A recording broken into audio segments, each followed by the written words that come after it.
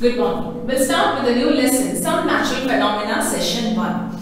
Children, for this lesson, I want to give a new approach. Rather than doing a usual teaching, I want to show some slides because this lesson basically you'll only understand if I show you the pictures of what exactly is required in this lesson. And this is the last lesson for this academic year. So with this lesson, we will be also completing our science portion. So let us begin with the chapter Some Natural Phenomena.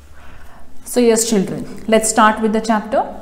Now as the name suggests, some natural phenomena. What do you mean by some natural phenomena?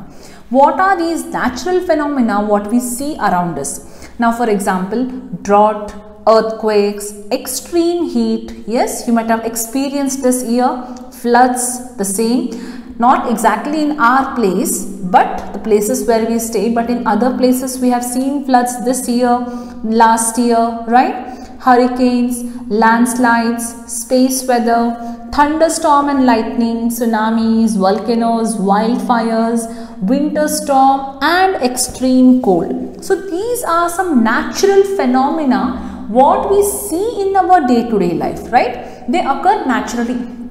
So how do we define this? A natural phenomena is anything that occurs on its own in nature without any kind of human intervention. True, it occurs on its own without any kind of human intervention, we agree to it. But still, for all these natural phenomena to happen, due to human intervention only, there has caused lot of global warming.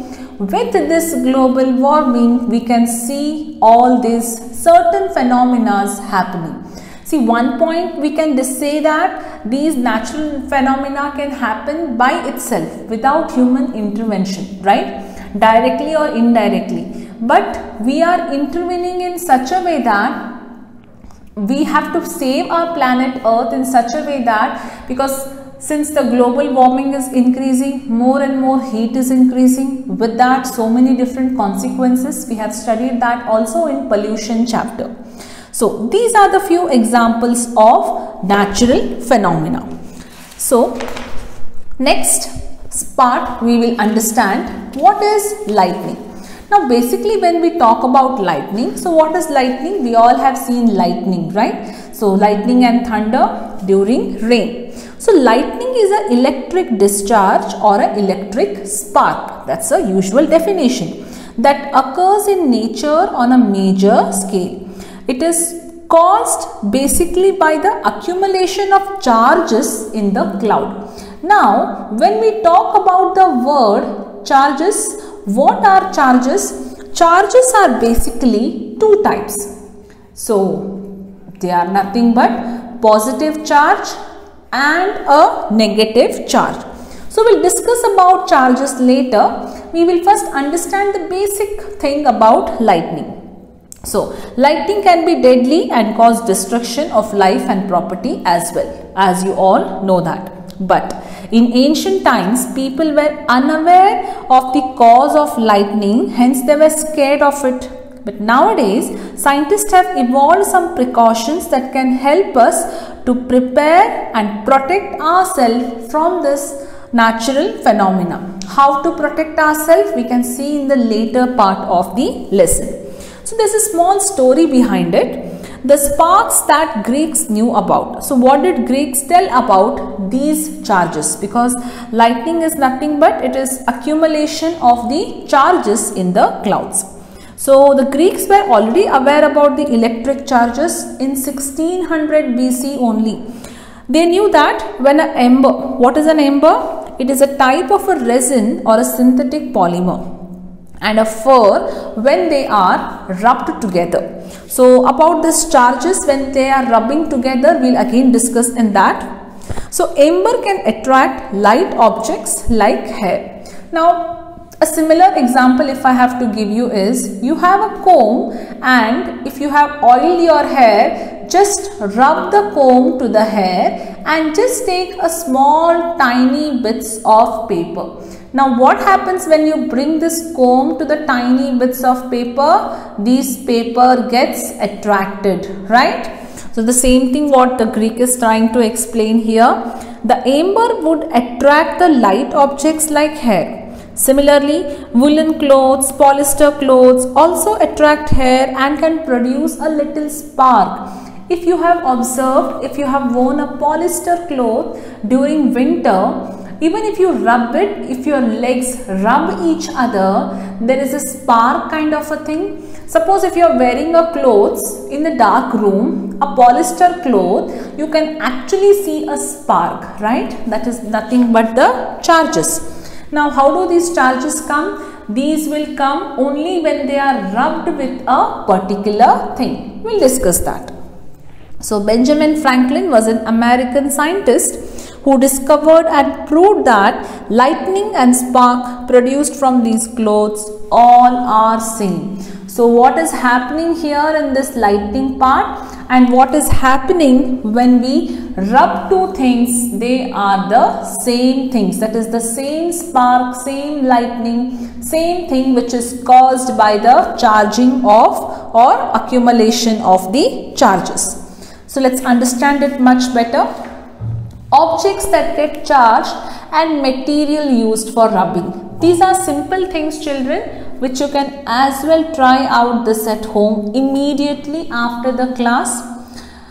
Refill, material used for rubbing is polythene, woolen cloth. So, if you have a refill and if you have a polythene or a woolen cloth, rub it against a refill will get charged. To check that how, we will see we have several activities. Balloon rubbed with polythene, woolen cloth or dry hair gets charged. Eraser rubbed with wool gets charged. See, there are only certain things. You can't just say that if I take an eraser and if I rub with a wool, if I rub with a polythene, it will get charged. No, certain things has to be done with certain, and you have an option, children. Try it out. Steel spoon, polythene, woolen cloth. Ebonite comb, dry hair, silk cloth. See, just a normal comb also will work. Instead of comb, you can also try this with a scale. I think most of you have already done this. If you have oiled your hair, just rub it against your hair and you can try that. Instead of rubbing, that's what. If you have a scale, dry hair, it's okay. Silk cloth. Glass rod, woolen cloth and silk cloth. So, this is the way how you rub it. So, what will happen here? Objects that get charged, that is, these all will get positively charged, right? And the objects with what you rub will have negative charge. So, when you rub that, charges will get transferred to each other. So, and when you do such thing, what will happen? When we rub two objects each other, they get charged due to transfer of electrons between them. Electrons are negatively charged. For example, if we rub a rubber balloon, that is a balloon with an animal fur, or a polythene, that is woolen cloth, or a dry hair where balloon is made up of rubber, attracts the electrons from the animal fur. Since this is positive, this will start getting attracted towards this.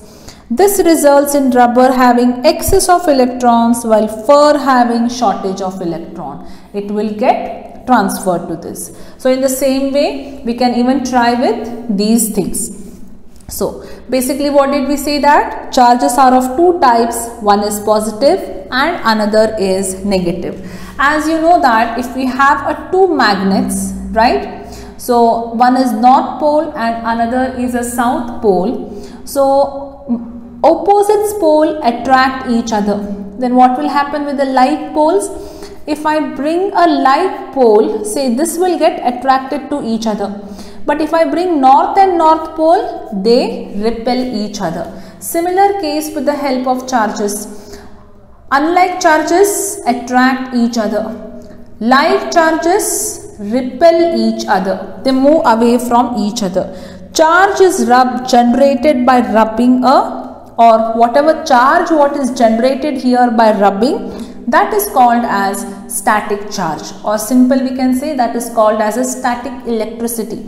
Now children, in your standard 10th you will study charges when they are produced, that is dynamic electricity, that is electrons are moving in them. Here electrons are not moving, children, they are constant. That is why it is static electricity we say here. But there, when electrons are in motion, there creates an electric current, which you study in standard 10th. So we have certain activities here. But before we understand the activity, so first of all we have to know that what becomes positively charged and what becomes negatively charged. So objects having excess of electrons are called negatively charged, we know that.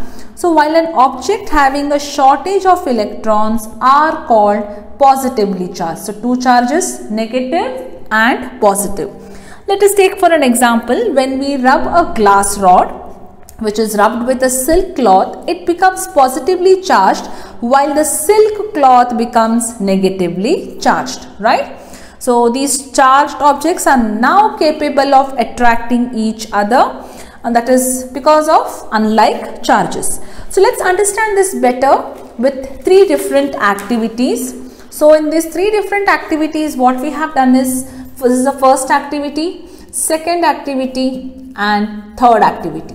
So in the first activity we have taken two inflated balloons, second activity we have taken two riffles, and in third activity we have taken a balloon and a riffle. So what we actually do in both first and second activity, take two inflated balloons, tie it to a string, leave them in such a way that they do not touch each other, right? Now rub this balloon or this riffle, same thing. First we'll go with a balloon. Rub this balloon with a polythene and rub it in such a way that rub the same another balloon with the polythene as well. Now leave them. So once you leave them, the same material rubbed with also same material, right? What happens? The like charges gets accumulated in the balloon. So like charges repel each other. Can you see both the balloons, how they were and how they are moving apart from each other? The similar is the case with this. Now let's take one riffle, rub this with a polythene, take in another riffle as well, rub this with a polythene. Now bring the first riffle nearer to the second riffle, whatever it is. Make sure that where the area, for example, now this is a riffle, and if I have rubbed it in this manner, right, if I have rubbed it in this part here, do not touch this again after rubbing this with a polythene, right?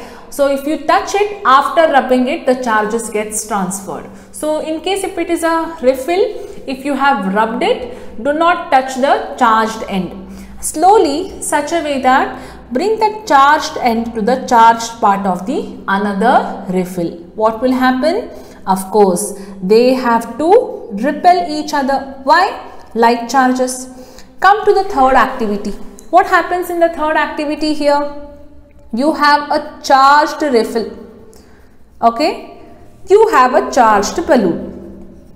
Bring the charged riffle towards the charged balloon. They get attracted to each other. This tells us that charges of different kind attracts each other.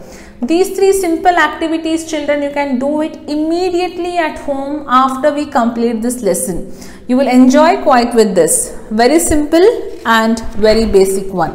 So from this above we can see that there are two types of charges, positive and negative. Same charges, like charges repel, unlike charges attract each other. So once we understand the meaning or the concept of charging or charges, let's understand the next part, that is a electroscope. So let's move on to the next part, that is transfer of charge and earthing.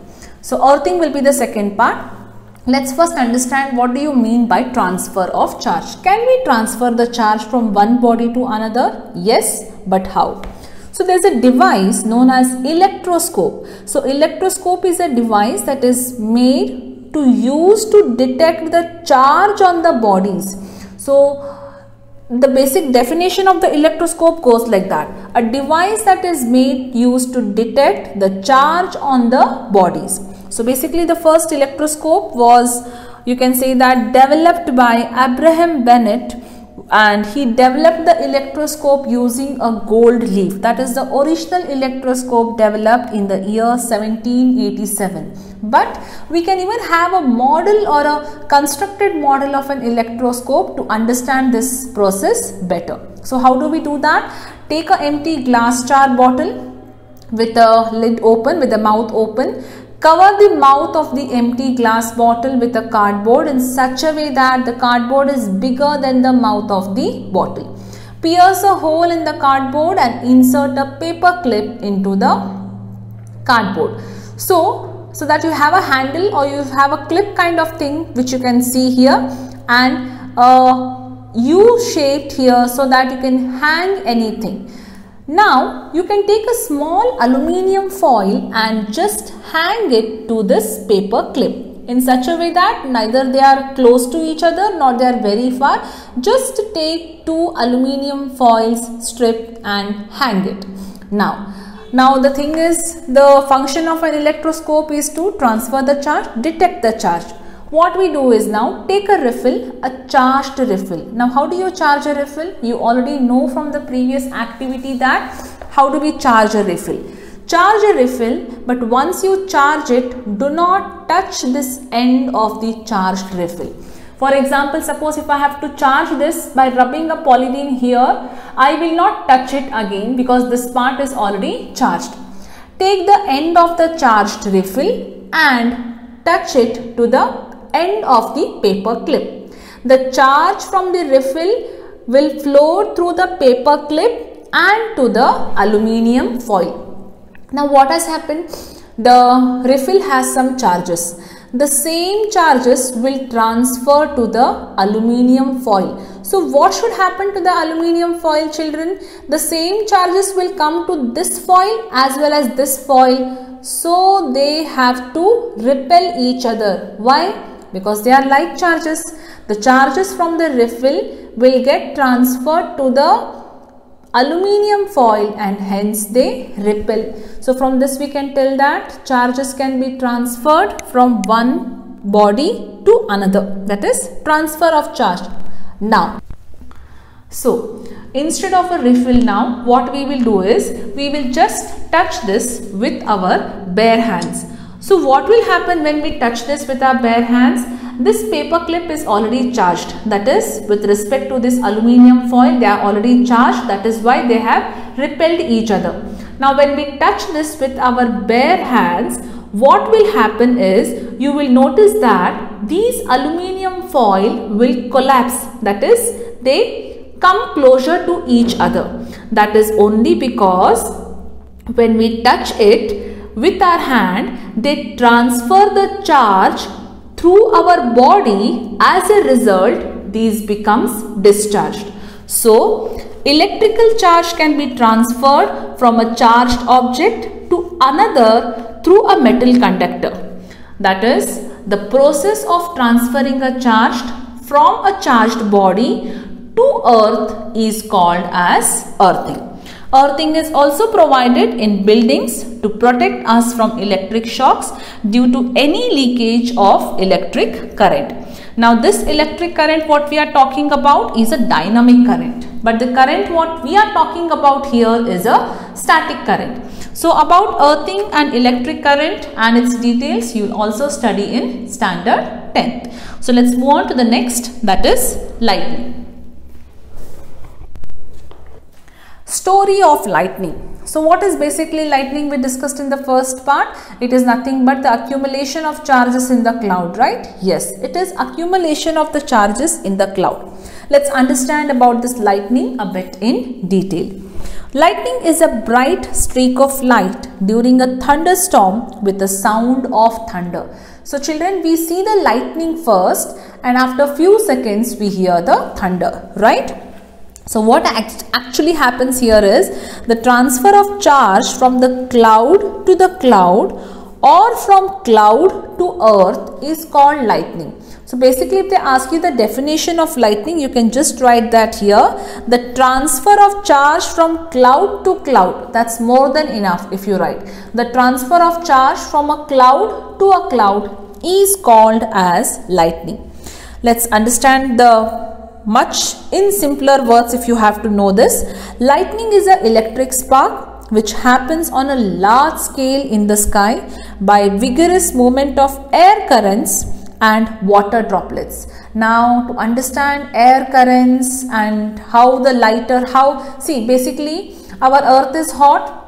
So as we go up it is cooler. As the air comes down to the surface of the earth, what happens? It becomes warmer. So since it becomes warmer, it again goes up. Once it goes up, it becomes lighter. So the cycle continues. So this cycle gave rise to air current. So you might have studied a bit about this in your social geography as well, right? So this is due to the movement of the air currents as well as the water droplets. There the charges gets accumulated in the clouds. And so definition wise, if you have to understand, transfer of the charge from a cloud to a cloud causes lightning. So there we see a lightning. And immediately, just few seconds after the lightning, we hear a thunderstorm. So we understood what is lightning now. So have you ever heard that lightning always strikes a tall building very easily? Yes, but why? Or what are the lightning safety things, not devices, safety things? For example, what we have to do when there is a lightning, what we are supposed to do or what we are not supposed to do, what is our indoor safety things during a lightning, and some other phenomena like what is an earthquake, how does it occur. We'll all study this in the next session. Thank you.